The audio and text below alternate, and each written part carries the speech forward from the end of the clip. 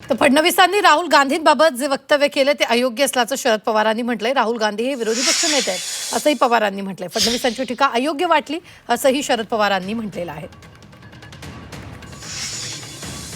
महाराष्ट्राच्या मुख्यमंत्र्यांनी काल आणि आज स्टेटमेंट काढलं.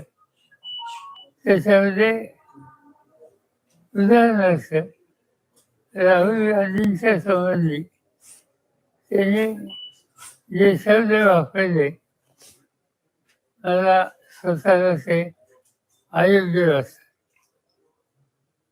राहुल गांधी हे विरोधी पक्ष नेते आहेत आणि तेही संसदेत, आणि त्यामुळे सिंगल समाजाची भाषा या पदावर असलेल्या व्यक्तीच्या संबंधी चालली तर आपली स्टेटमेंट लोक अधिक गांभीर्याने घेतात